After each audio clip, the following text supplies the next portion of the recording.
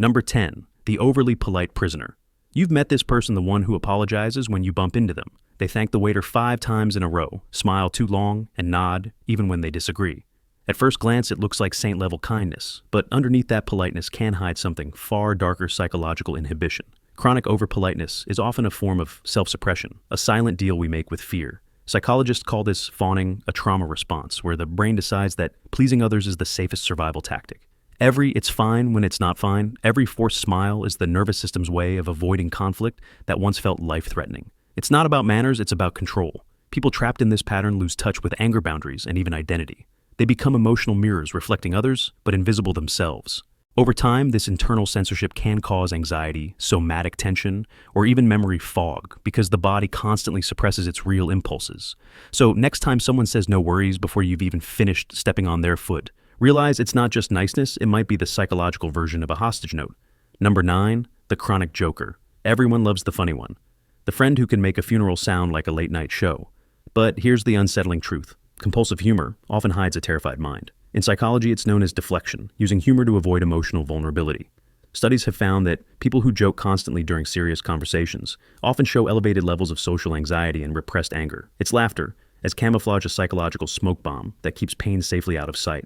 Robin Williams, one of the most beloved comedians in history, once said, "Comedy is acting out optimism." But what he didn't add was that it's sometimes the only way to survive the darkness inside. When jokes become reflexes, you're not laughing with people, you're laughing away from them. The crowd claps, the mask stays on. And underneath it, the real self waits silently, starving for permission to be sad.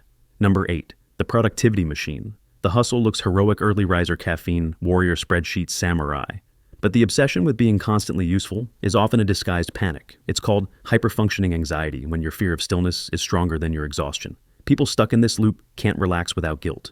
Doing nothing feels like dying. They equate worth with output, peace with paralysis. This is not ambition, it's avoidance. A racing schedule hides a racing mind that can't bear silence, because silence makes the inner critic too loud to ignore. The scariest part: society rewards this dysfunction. You get promotions, compliments, admiration, all while your nervous system burns out quietly, like a phone on 1% battery that refuses to admit it's dying. True balance begins when you realize that rest is not laziness. It's rebellion against psychological inhibition disguised as productivity. Number 7, the chronic "I'm fine." It's the world's most believable lie. Ask them how they're doing and they'll smile. "I'm fine. Always fine. Never amazing, never broken, just fine."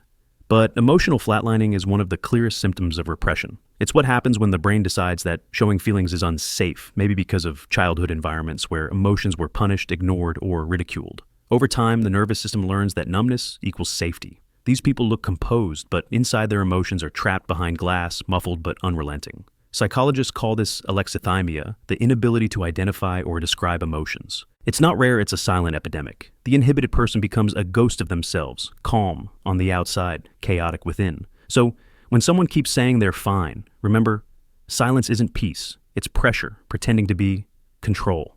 Number 6, the over-apologizer. You know the type. "Sorry, can I ask a question?" "Sorry, is this seat taken?" "Sorry for existing." It's not just a quirk, it's a reflex conditioned by chronic guilt. A mental program that says, "I am the problem." Over-apologizing often begins in environments where mistakes were punished harshly, or love had to be earned through submission. The brain adapts by assuming blame before anyone else can assign it.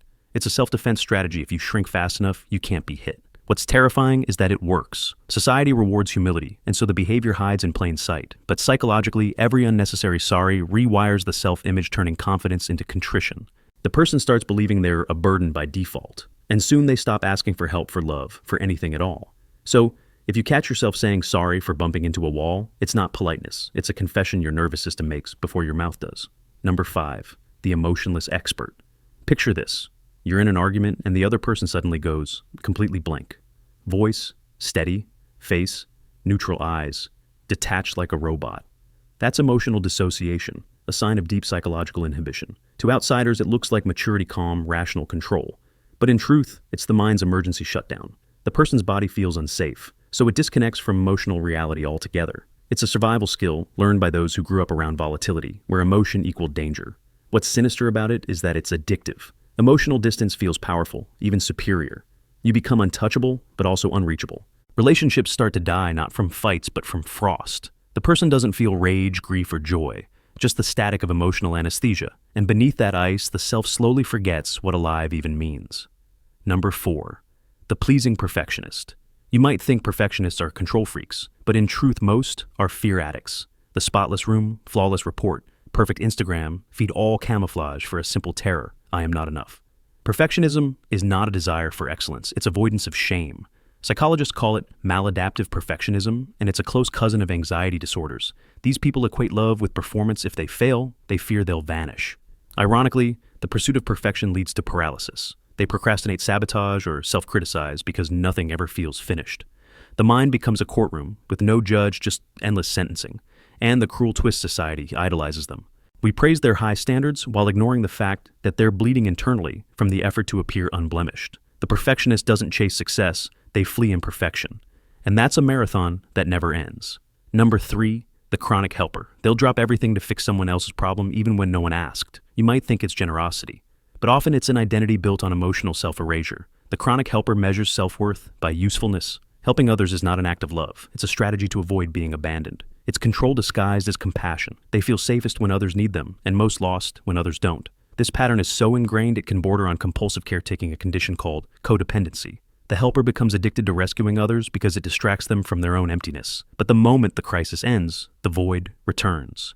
And so they seek the next broken soul, the next emergency, the next validation hit. The scariest truth: the helper doesn't realize they're saving everyone except themselves. Number 2, the silent storm. They never shout, never cry, never confront. But behind that eerie calm lies a nuclear reactor of unspoken emotion. This is repressed anger, the kind that doesn't explode, it implodes. It's common in people who grew up equating anger with danger. To survive, they swallowed it. Over the years, it didn't vanish, it fermented.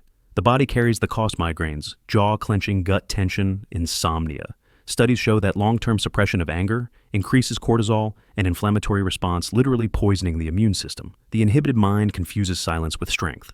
But it's not strength, it's self-destruction in slow motion. When rage is never expressed, it mutates into passive aggression, cynicism, or emotional coldness. You can see it in the friend who always says, "I'm not mad," while slamming doors, or the partner who withdraws completely instead of arguing. Psychologically, that's not peace, it's a frozen scream. The tragedy is that they could explode one day not because of a huge betrayal, but over something as trivial as a wrong text tone or an empty toothpaste tube. That's when decades of quiet collapse into chaos. Number 1. The detached observer. They seem calm, enlightened even, watching life like it's a movie they've already seen. But underneath that Zen stillness often hides a deep emotional disconnection, the mind's way of self-imprisonment disguised as awareness. Some people call it being chill. Psychologists call it depersonalization, when the brain numbs out to protect itself from chronic stress, trauma, or shame. It's the ultimate psychological inhibition, not just controlling emotion, but abandoning it. It feels safe because nothing hurts. But nothing excites either. The person stops feeling real, as if they're watching their own life from a few feet away. They smile at parties but feel like holograms in human skin.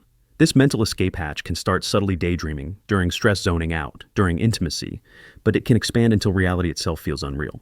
And that's the paradox in trying to protect themselves from pain. They lose the very thing that makes life worth living: presence.